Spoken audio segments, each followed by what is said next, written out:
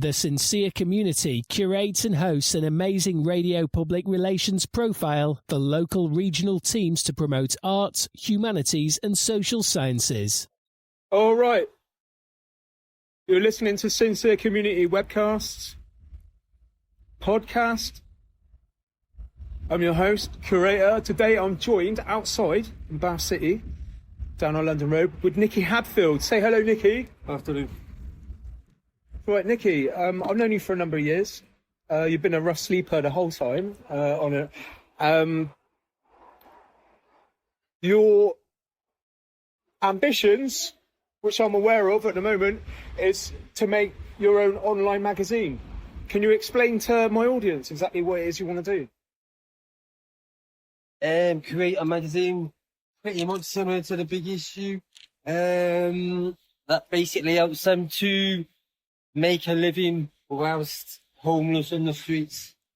Pretty similar to The Big Issue, though.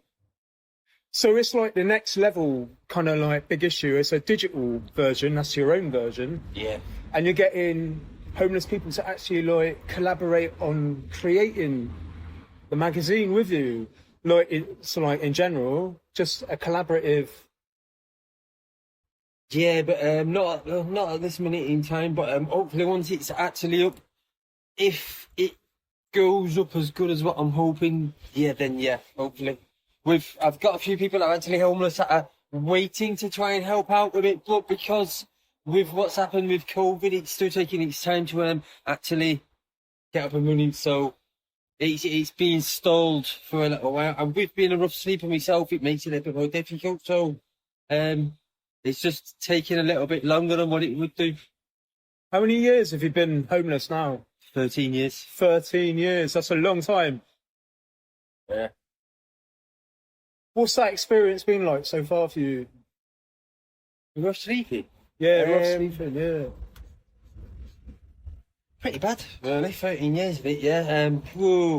With the new laws and all the blue tape trying to get houses and stuff like that, and the local connection laws and stuff like that makes it even more difficult. The waiting on for the housing and stuff. Yeah, it's been pretty rough, especially at winter time. Obviously, like down here, we're down south, so like here in Somerset and Bath. So you're from up north, aren't you? Originally Cheshire, yeah. What's the difference to like it being homeless here in Somerset compared to up north? It's more facilities down south. More facilities? Yeah. Oh, right. More facilities, less facilities up north. I mean, in Manchester, they've only just got a new hostel built just over the past few years. Before that, they only had direct access. And unless you went to the towns around Greater Manchester, which are pretty big towns, you'd be lucky if you actually got a space there. So, but there's more hostels down south, less people, so more chance of you actually getting into an hostel. So, that's having listened to that, that's really enlightening, because I didn't realise there was more services down this end. In terms of what you're doing, how many people have you actually, because you've been working on this for like a number of years as well, thinking back. So, how many people have actually, have you reached out to, and how many people have offered to help out? I've been offered. Well, I've actually received help. I've various different charities and wallets, Genesis, Julian House. That's like organisations down this end. Charities, yeah. Down south, various local businessmen, graphics experts, offers of sponsorship, stuff like that. Printing companies. Sports shops for the bibs, help from councillors, stuff like that to help get it launched. The permits and stuff. So that's it's quite I suppose that's like hundreds of people, isn't it? Really, it's like because obviously I'm one of them. Yeah, you told me about it. It works out if you count the people, the friends that have actually helped to proofread, photographers, to help write articles. Some of the owners, people that have helped write articles. Provided some positive input. It runs into about 100 people that helped so far. Wow. Yeah. Various graphics experts, about 4, 5, 6 graphics experts, friends have helped. Local business guys, business lawyers. Various graphics experts, about 4, 5, 6 graphics experts, friends have helped. Local business guys, business lawyers, providing the business plan and information how to set But it this up. is actually like people, like established professionals, Yeah. who are like given their free time to. No one's actually stung you with like fees and that, like pay up, have they? They've actually just given their time voluntary to like help you out. Yeah, right down to the even the Hubble Centre in Cardiff. The trustee wants to help to launch it with the Hubble charity in Cardiff. Same with the wallet. What I hope to launch it and integrate a section for their charity organisation, which is a pretty big one. That's a massive one. It's across Wales. Yeah, there's been a good few charities that have helped it. Provided computers so far, help with licensing laws. The big issue I've helped with licensing laws, putting blue tape, how to launch a social enterprise, stuff like that. So everybody's chipped in so far, and yeah. Fantastic. But living on the streets and not being able living on the street, yeah. Not being able to get access to a computer, and if you've got a computer, it's even got stolen. It's working on it at night in the rain and the sleet. It's not really the best environment. I've got a catalogue of all the places where I've worked as a temporary office, McDonald's, on the streets, in coffee shops, even in pubs, local Wetherspoons, stuff like that. No, that's actually really interesting because, like, I won't go on about myself. Everyone knows what I do, or what I do at uni and my journaling and stuff. But aspects of what you're on about with your own thing that you're like reaching out to my audience with, that's like journaling as well, which is like it's really interesting to meet someone who's had such a hard time for the last 13 years and spent. How many years now? It must be like at least six years that you've been developing. It's about 3 years. Three. I thought it was a bit longer. But it might before COVID. How long's COVID? It's been about. It was definitely before COVID because I remember I've been homeless for the last 6 years. 4 or 5 years. So yeah, at least 5 years. Yeah, that's what I was thinking. Well, really, I must apologise for the traffic. We're right next to the main road at the Genesis Trust down in London Road in Bath City. I will split this when I mix it. I'll split the vocal from the traffic and try to quieten the traffic in the background. What are your aspirations for the rest of the year? Hopefully to write these books that I'm working on to try and gain some financial capital to make the magazine go paper version, try and get a premises as an outlet. Even though I've been offered premises off the People's Republic to Stokes Crawford's forgot about. Chris Chalty's offered to use his premises as an outlet in Bristol to launch a magazine.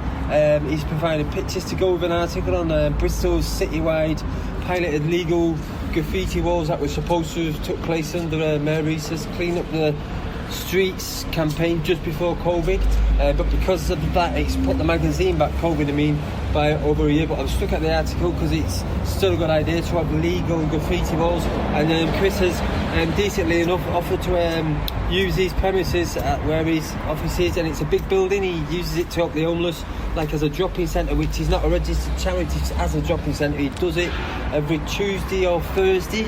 Lets homeless people go there, get toiletries clean up, they get food, stuff like that.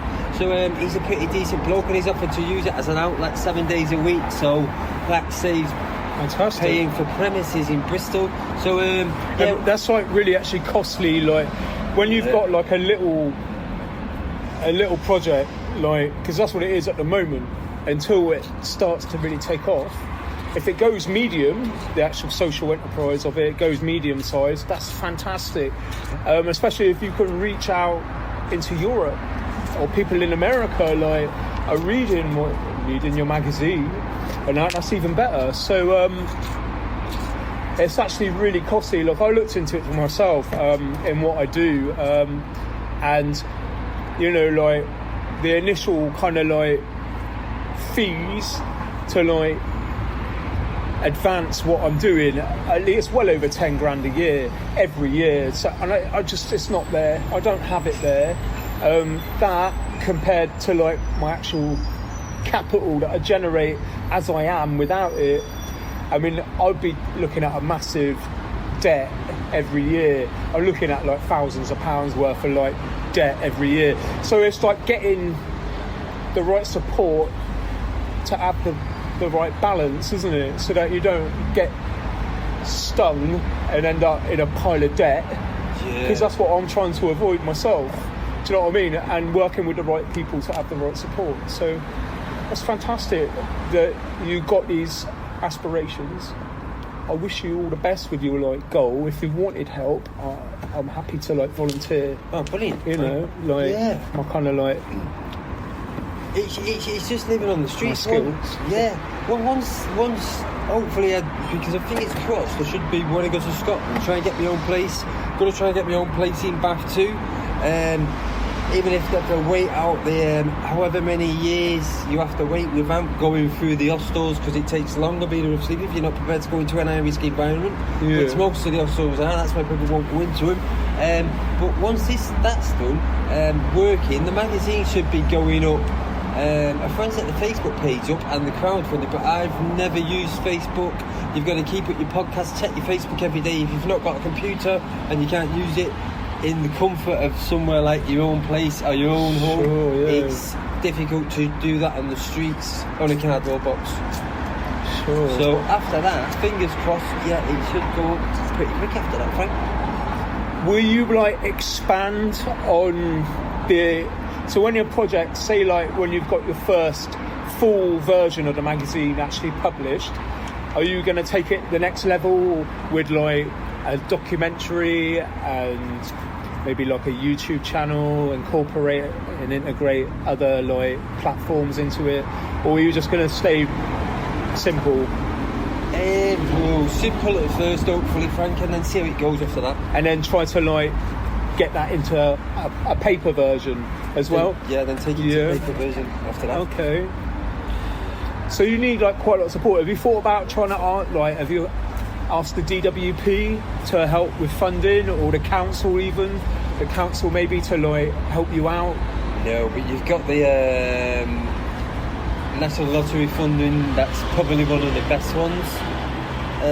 Funding social enterprises. People see. I've not really looked that far into it because the magazine's had that much help. I've practically completed the magazine with the help of people all doing a little bit and chipping in, providing pictures, providing information, graphics expert. So it's more or less been written with a lot of help from other people. But once the first 3 issues which are practically completed, the magazine needs to go back to another graphics expert just to present it up.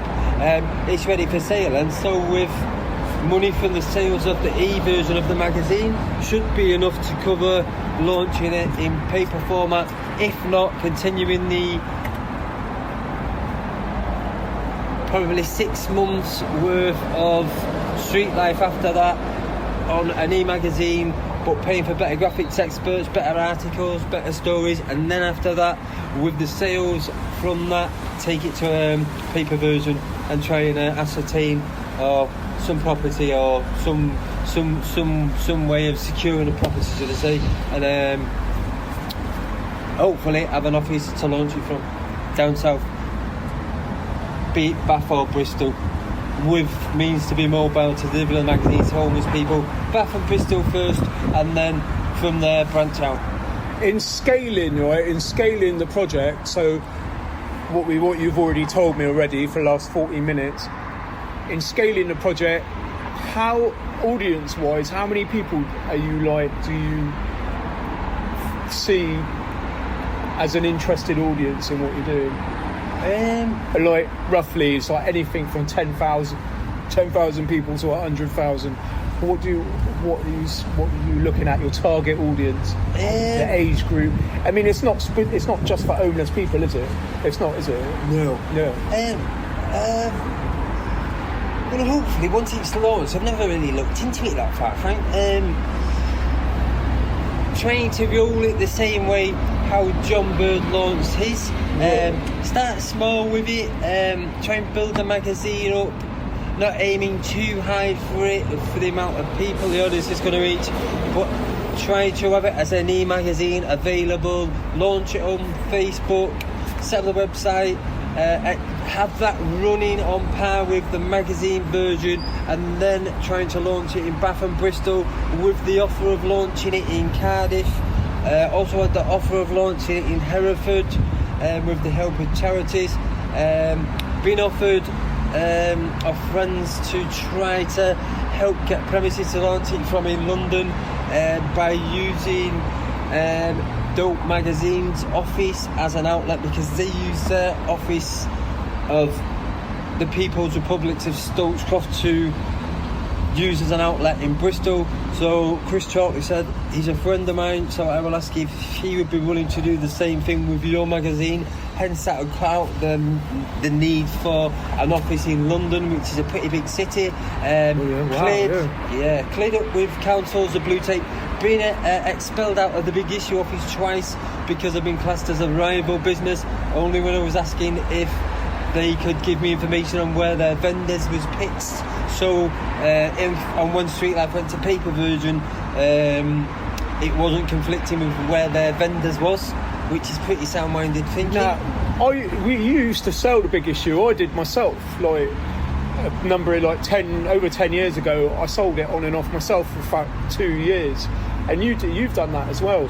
Now, although you've been considered a rival, your roots and with this project are in the Big Issue, aren't they? Really? Yeah. I actually got told off Chris when he used to work at the Big Issue office, who, when I was homeless on the streets, actually told him I was trying to create a magazine. He was really positive about it. Then when he saw me with a computer tablet, which I had actually bought, it was only cost me £30 on Amazon Kindle, and he saw that I was actually writing the articles on Microsoft Word and researching, and I had a few emails back from certain people, certain people was talking about it at Genesis. I was trying to start a magazine. I met a graphics expert who was hoping to do the graphics on it, called Steve Found, and he saw some of the work on the leaflets from the printing company, Minute Pressman. Then he turned a bit icky when I approached him whilst I was selling the Big Issue. He said, I'm afraid I can't let you come into the Big Issue for no more. His specific words were, you're now an enemy of the Big Issue. Actually, you're an adversary, sorry, is what he said. And you can no longer use our facilities. But before that, it was all for it, all go, all encourageable. And when he actually see me doing it, he basically, specific words were, you are now an adversary. Which makes an adversary. Yeah. Oh my God. Yeah. Right. Now with issues like this, like they're incredibly important, right? There's so many homeless people or people that have been affected by homelessness. The councils definitely don't really do enough within the ideal that's going on. Do you like and how they prioritise specific groups of people, like over the likes of people like ourselves that have been homeless or are homeless? We're not being prioritised, are we? No, we're stuck in the ideal, and its allowances. It's a bit misguided. That's my view. I find that it's misguided. You've got asylum seekers and other people being prioritised by some of the people that are probably in the worst boat you can ever be. Unless you're like a particular type of criminal, they just can't get out of the... Sincere Community delivers adult learning arts therapy via RSS podcasts, our cultural technical program projects, and DistroKid distributions, plus Amazon KDP. Right. Now with issues like this, like they're incredibly important, right? There's so many homeless people or people that have been affected by homelessness. The councils definitely don't really do enough within the ideal that's going on. Do you like and how they prioritise specific groups of people, like over the likes of people like ourselves that have been homeless or are homeless? We're not being prioritised, are we? No, we're stuck in the ideal, and its allowances. It's a bit misguided. That's my view. I find totally that it's wrong. Misguided. You've got asylum seekers and other people being prioritised by some of the people that are probably in the worst boat you can ever be. Unless you're like a particular type of criminal, they just can't get out of the system or the rut, can you? You're like stuck in the rut of the whole system. System's effect. I mean, like I said, I've been homeless for the last 6 years. You've been homeless for the last 13 years. Like, where's it getting us? You know, when like, and you, as you said just a moment ago, like you've actually canvassed your project like in every region. You even said Scotland and Cardiff. Yeah. So like, and you're from like up north, and you've got people from London helping you as well as here. Like you're actually like. I've also took a trip to London last month. I've got a few social enterprise coffee shops that have actually been willing to help use their premises to launch the magazine when it goes to e-version, which some coffee shops have offered to do in Bath. Boston coffee shops offered to do that. There's about half a dozen other coffee shops that are willing to, the main one being Boston, because they've got a chain of coffee shops in Bristol. There's about half a dozen other coffee shops just in Bath alone waiting and willing to help to launch the magazine by way of leaving leaflets and posters on the walls. So to launch a magazine in coffee shops and businesses, that's pretty good going if you was to launch it and to try to get the magazine out there, so to speak. Now, what you were saying just before that, you were mentioning how you were considered a rival or an adversary by the likes of like some of the initial support you've had along the way, like from the likes of the Big Issue and that.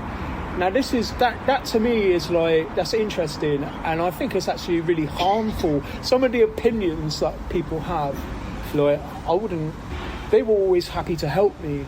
Thinking back like over 10 years ago, I wrote for the Big Issue like twice, and they paid for me to hang out with a like award-winning journalist for the day to like, you know, come up with an editorial on a soup run here in Bath City. So like, having said that, like, what you said about their like harmful opinion of you, and although in contrast to that they were like happy to help me just because I was like, academically I'd done stuff in the past and I wanted to do stuff with them.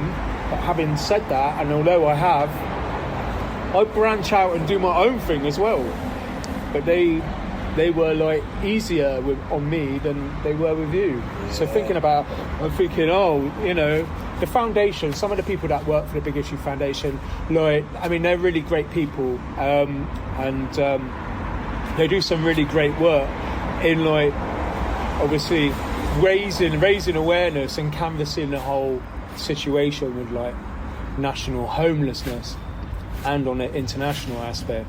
So like, having said that, I think that's like really strange of them to view you as like such a dangerous kind of like individual to them. In terms of like competition, I would never see you as competition.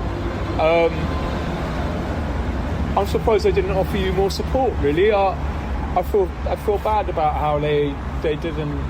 Yeah. They didn't want to sort of take you under their wing and I was in develop you. I was in Cardiff, and I went to their office to ask if I could do the same thing. I was talking to one of the people that worked there and asking if and when the magazine did go to paper version, would they mind if they could tell me where their vendors were located in the city of Cardiff. And the person I spoke to seemed a little bit taken aback, and then he said, yeah, that's not a problem, I'll send you an email tomorrow. And when tomorrow came, after I had a conversation with him for about 10 minutes, and he asked about when the magazine was going to be done, what it's about, how much it was sold for, has it been set up as a social enterprise. I didn't get the actual email the day after, so I sent an email back to see what the problem was, if they was going to send an email to tell me where the vendors was actually placed, and I've never heard anything back from that specific email. Oh, right. To this day. Well, wow. You know, I'm right behind you of what you're doing, and like I've said, with my offer, like on a voluntary basis, I am more than happy to help, you know, contribute and collaborating with what you're doing. If there's anything I can do for you at all in helping you with this project and getting it off the ground, so you want to get 3 versions of, that's what your aim is, to like get 3 versions of this e-mag off the ground before. What will you do after that? When you've done that, what do you want to do? Again, could you say?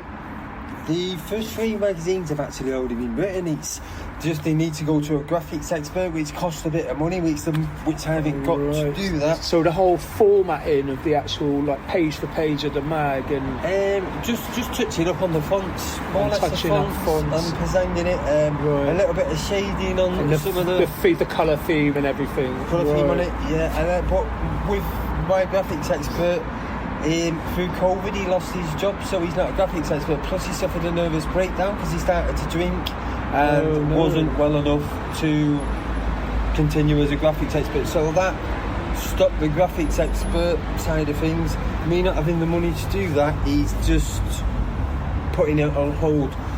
See, now everyone's goes through stuff like that. There are all similarities and differences all within the like complex kind of like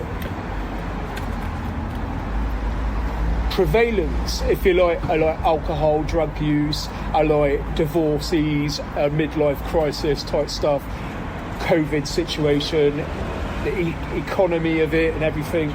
Like, nobody's kind of like perfect, you know, and we all go through stuff. Stuff happens in life, it affects everyone, including the likes of being homeless from time to time, or in between homes and everything, or work and everything. It's finding the right balance in it and getting the support of the right people behind you to be able to like launch a magazine, like that, or go back to like school and finish your education, or get a job and everything, or like find somewhere to live. So like, and that, or even like, you know, recover from like the effects of like alcohol or like drugs and things. So like, wow, it's been really interesting talking with you, Nicky. Like, thanks for letting everyone know about this. As I said, like, I will like split this mix so I can quieten the traffic. We're really sorry to have to. We could have done this inside, but we sat outside because we were having a ciggy. Nicky, thank you. Brilliant, thank. Everyone, that was Nicky Hadfield. I'll keep you updated on exactly what he's doing with his e-magazine, and anything that any involvement out of myself within what he's up to. Thanks for listening.